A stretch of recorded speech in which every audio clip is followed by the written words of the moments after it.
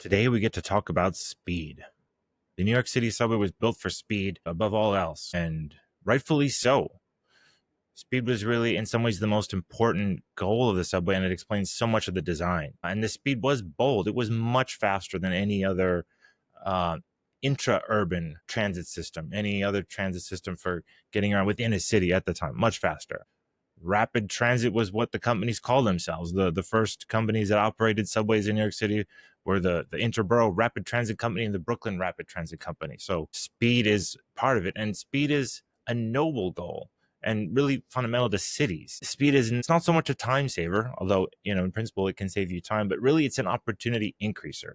So people tend to have travel time budgets for, they're willing to spend so much time to get to a certain place, like commuting, typically around a half an hour. Going back for more than 100 years, you see average commutes have been around a half an hour.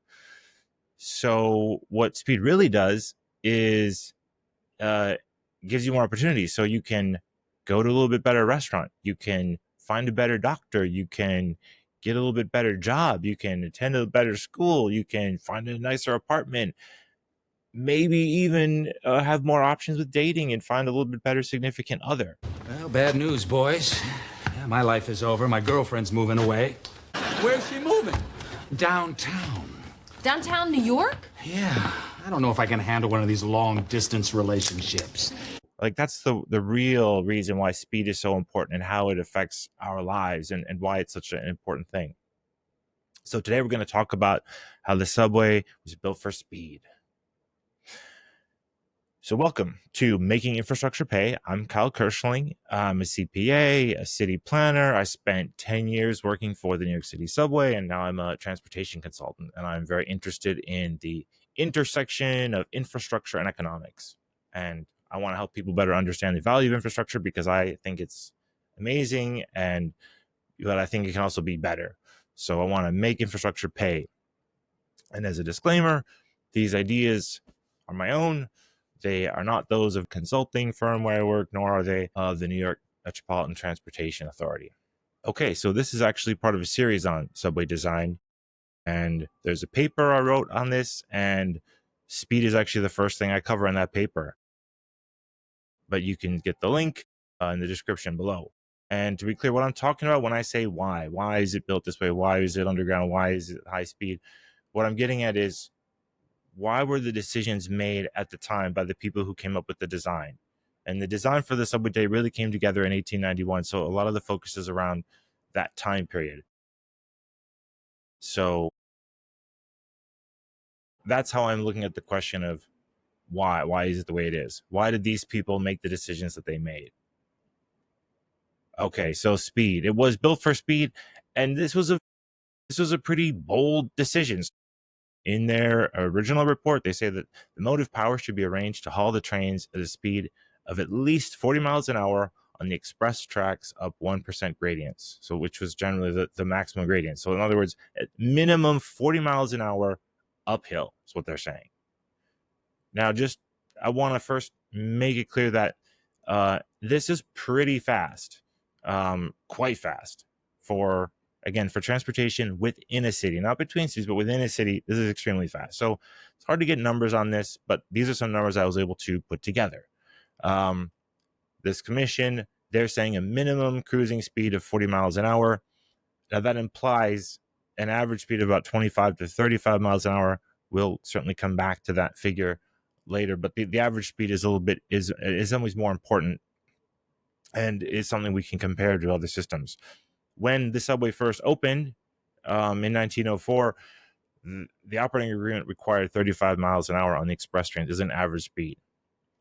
So what is that compared to? What was already there? What do we have? Well, there's really only London and New York that had major systems, rapid transit systems at the time. In London, you had the City and South London Railway. This was an electric line with electric locomotives, a tube line, average speed of 11.5 miles an hour, maximum of 25 miles an hour. Then you had the Metropolitan and Metropolitan District Railway lines, an average speed of around 12 miles an hour. These were using steam. This is underground, but with steam-powered coal-fired locomotives. And on the Third Avenue elevated, you had about about 12 miles an hour, maybe a maximum of around 30. And I also looked up some figures on some of the express trains and some of the New York elevated lines, and they're around 14, 16, 17 miles an hour on those express trains on the third track. But for the maximum speed here, you can really think maybe 50 miles an hour, because again, the minimum cruising speed was 40. So we're talking 2 to 3 times faster than anything that had existed before. Much faster, much faster. And this is not a simple thing to make it 2 to 3 times faster. So just some of the things you have to think about are the routes. Where are you going to put the subway routes? You've got the curves can't be too sharp if you're going to try to achieve some of these speeds. The signal system, you need some way to keep it safe so the trains do not collide, and going at high speed underground, that's an engineering challenge in itself. And by going at a higher speed, you're actually lowering the capacity of it, because you need to have more distance between the trains. Now, as you know, New York has the 4 tracks, so they can afford it. But again, you're giving things up. The power supply, there was not really power available from the electric grid, so they were building their own power plants. So they had to have enough power to be moving these trains, and especially to get the high speed, to accelerate, it's going to take a lot of juice. And the trains themselves, the rolling stock, the technology of electric multiple units had not yet been invented. It would, I think, later in the 1890s it would be. Electric multiple unit technology allowed you to have each car in a subway train powered and controlled from one place. But they didn't have that. So you would have had, if it was going to be electric, you would have had electric locomotives. But again, that's going to be harder to achieve these speeds with only having, 1 or 2 vehicles powered in a whole train, pulling a whole train. The speed called for by the contract with the city introduced motive power requirements which were unprecedented in any existing railway service, either steam or electric. I'm not sure if that's entirely true, but at least it would be for transportation within a city. Although it might be referring to the fact that even the local trains were going to have an average speed of around 18 miles an hour, which is faster than any of those other numbers we looked at. So to make the frequent stops, you're going to need a lot of power.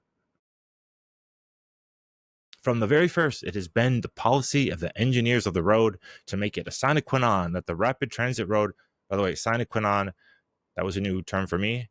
Sine qua non is an essential condition, a thing that is absolutely necessary.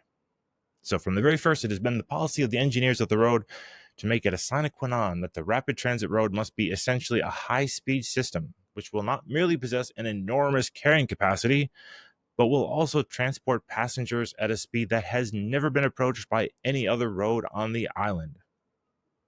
Indeed. So why did it need to be made so much faster? Well, the first thing to talk about is geography. 91, New York City was not what it is today. So this is in red. This is the boundaries of New York City as of 1891, and the way it would be until 1898. This is Manhattan. You've got New Jersey over here, Long Island, and this part in gray is roughly today's New York City borders, which includes Staten Island, Brooklyn, Queens, and all of the Bronx. But in 1891, New York was just this long and skinny thing. And Brooklyn, in particular, was its own city, a competitor. It was I think at 1890, Brooklyn was the 4th largest city in the country. And here are some of their concerns, observations. New York is unlike any other city on the globe.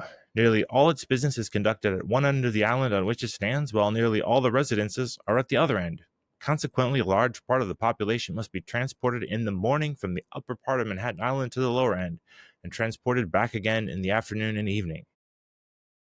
I should have pointed out, here's the business district, Lower Manhattan, which was where probably the biggest concentration of employment existed, at the very tip of it. So you've got a long, skinny city, and the business district is at the very end of it. At the same time, it were well to remember that all of Brooklyn is nearer to the city hall than 110th Street. So what they're saying, they're pointing out that Brooklyn, so City Hall was often used as a proxy for the business district because it was there in Lower Manhattan. City Hall, the business district. All of Brooklyn pretty much is closer to the business district than anything in New York north of 110th Street, roughly. So we're well to remember that all of Brooklyn is nearer to City Hall than 110th Street. Will the tendency for population to spread further and further north be cut short by the comparative accessibility of Brooklyn? Is it intrinsically impossible for North New York to compete with the other side of the river? The answer is a decided negative, provided proper and adequate means are taken to meet the exigencies of the situation. These proper and adequate means are nothing less than good accommodations in fast and numerous trains for a cheap fare. Now, this is just a way to think about, again, how the geography affects the situation. So if you take a city like London or Paris, so these shapes are all the same area. They have the same area. And if we imagine that these cities have an even density of population, the population is the same density across it, the entire city. And we can imagine London and Paris being circles. There are rivers, but they're actually the same. The Thames are pretty small compared to the certainly the Hudson, but even like less than half the width of the East River. So they can develop in all directions. And again, assuming an even population density, this red arrow is going to represent your average commute distance, someone who commutes to the central business district. If you compare that to, say, Chicago, which has Lake Michigan, so it can't grow in all directions, it can't grow out to the east. It's, again, this shape is the same area, but because the business district is along the water, you're going to have a little bit longer commutes on average. Then you take New York, which is not only long and skinny, but also the business district is at the end of it. So the average distance someone's going to have to travel will be even further. And I got the idea for making that chart from this description here. As the city is cabin-cribbed, confined between two rivers, people have been forced either to seek habitations outside of its limits or in the upper wards. What this scarcity of lateral space amounts to may be indicated by a few figures. Within a walking radius of 2 miles from the center of London, there are available for building 12 square miles. In New York, there are but 4. With an omnibus or horse car radius of 4 miles, London has 50 residential square miles, Chicago 25, New York but 8. Thus, we are hemmed in by our geographical location in a way the like of which exists in no other city on the face of the earth. Now, so there's geography. Now, but still, why? So what's the problem with the geography? Well, part of it is that the population is growing. The city is growing quite rapidly, competing with Brooklyn. But also it's that they do not want a dense. They're concerned about overcrowding. They would like to see people to be able to live in at least row houses, if not detached homes. They're concerned about congestion and overcrowding. This is the era of the tenements. Every minute which can be gained in the running time between Kingsbridge, which is up here in the Bronx, every minute which can be gained in the running time between Kingsbridge and City Hall enlarges by just so much the district which the subway makes available for habitation. A good local service is well enough, but from the point of view of the desirable distribution of the population of the city and the consequently improved domestic conditions, the great desideratum is the very best possible express service. And desideratum means something that is needed or wanted. So in other words, they're saying desirable distribution of the population and improved domestic conditions was that they want people to be able to spread out, to be able to not have to live in tenements as they saw it. Or here, in order to bring the extreme limits of the city into closer relations, provision must be made for the running of trains with higher speeds than was possible on any of the existing elevated railways in New York or in fact on any other intra-urban railway in any other city. And that is true. So in a sense, they wanted to permit urban sprawl as they saw it. So at this time in 1891, apartment buildings were sort of a new thing. There were tenements for very poor people, but for the wealthy, middle class, and even working class, the ideal and what I believe most people had was their own home. It may have been a row house, certainly in New York or Brooklyn.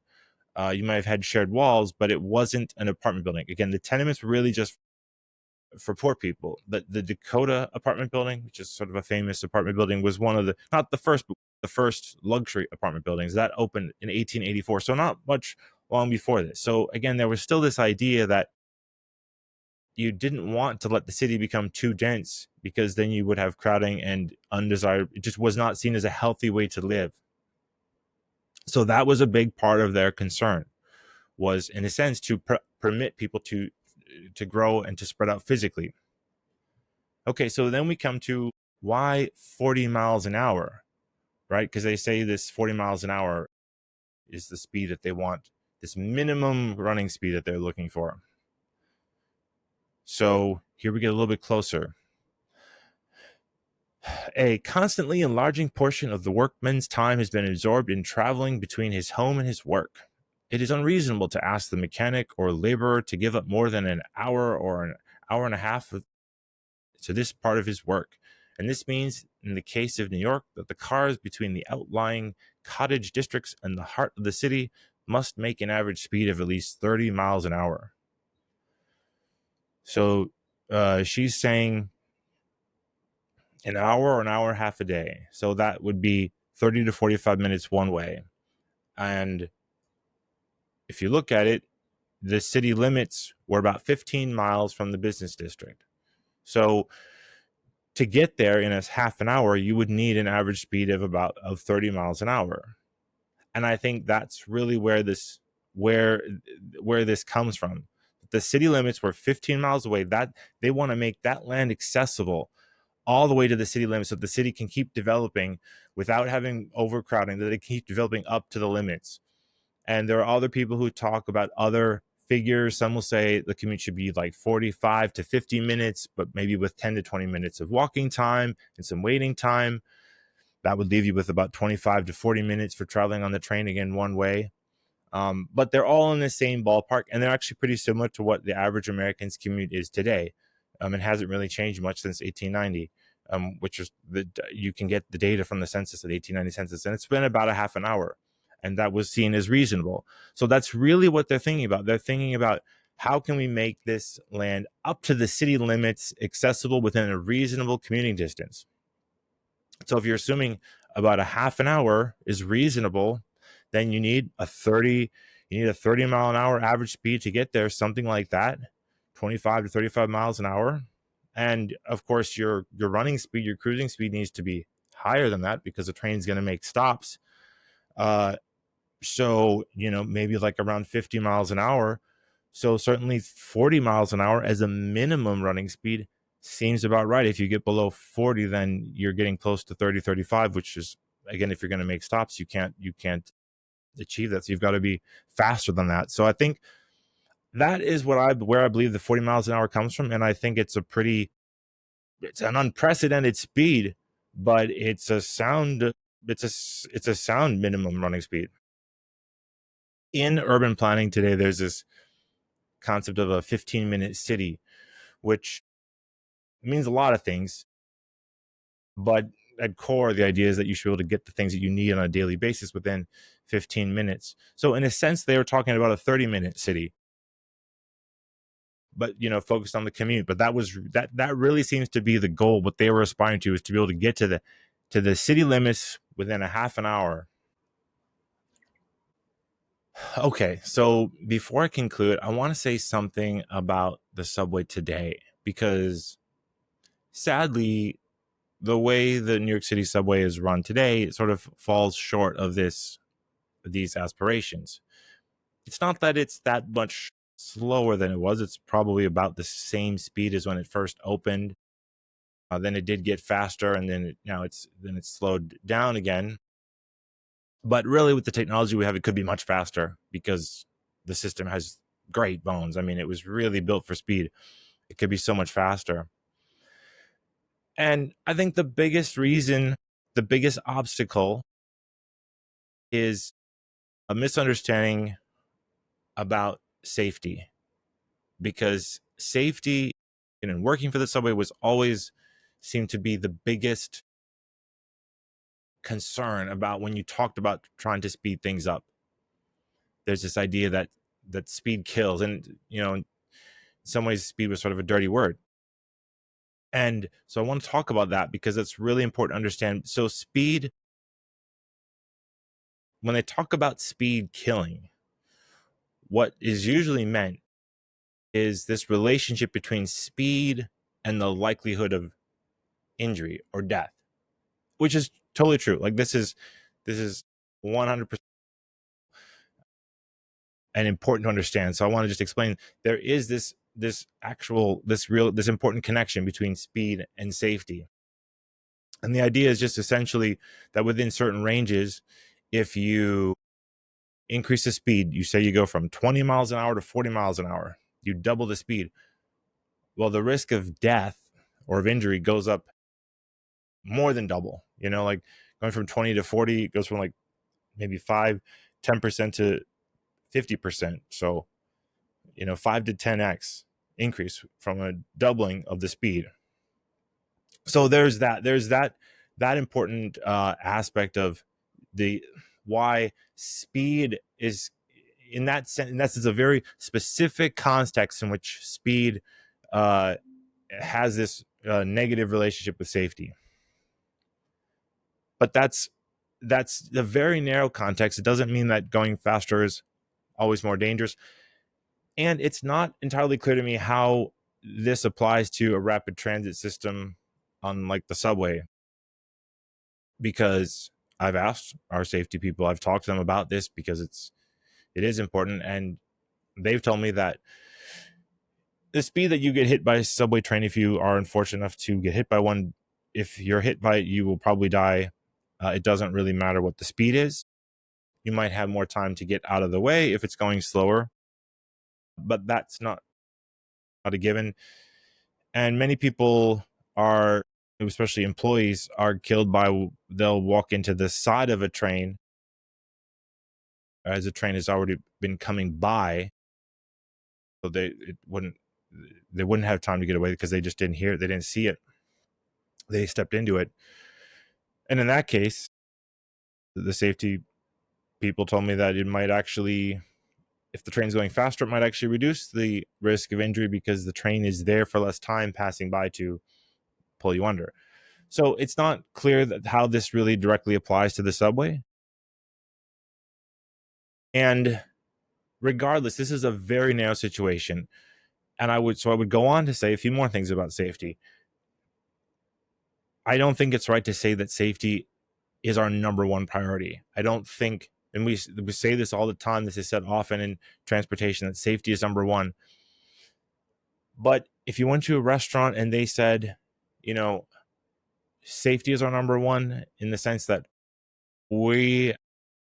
our burgers will not kill you, our burgers will not make you sick, that's our number one priority, is to make sure that our burgers don't make you sick. Or a hotel, and they say our number one priority is to make sure our buildings don't collapse, our hotel will not collapse on you, and we are focused on that. Now, I would want a hotel that doesn't collapse, and I would want a burger that doesn't kill me, but I think we can do better than that, I would hope. And so I think really safety is sort of a means to an end. Yes, you want the burger to be safe and not kill you so you can enjoy it. And yes, of course, you want the hotel not to collapse so you can have a good time and relax. But to say that safety is the number one priority, if it really is the number one priority, then don't take the train, don't eat the burger, don't go to the hotel. And the last thing I would say about speed is that in the broader sense, speed and safety really go together, that there's not this inherent conflict. And I got the idea from this ad that I came across and see if you can guess what kind of company might have written this. It just starts it with speed. Firmly linked with the thought of travel in the mind of the average American is the idea of speed. The restless energy of a nation expresses itself in a desire to move quickly. We take the express and preference to the local every time. Electric operation tends toward high speed. Subway and electric train movement is compared with the best steam road schedules, while a mile a minute is common on interurban lines. That is Westinghouse Brake.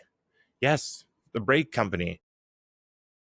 And of course, right, if you're going to go fast, you need to have good brakes. And that's what really kind of inspired me to have this sort of conceptual breakthrough to how to think about speed and safety. That really, we want the subway to be safer in order to be faster. The safer it is, the faster it can be. The reason that subway trains in New York can go underneath Broadway at 50 miles an hour, but the buses on Broadway can only go 20 miles an hour is because it's so much safer. The subway trains have their own right of way and a signal system to keep them spaced apart.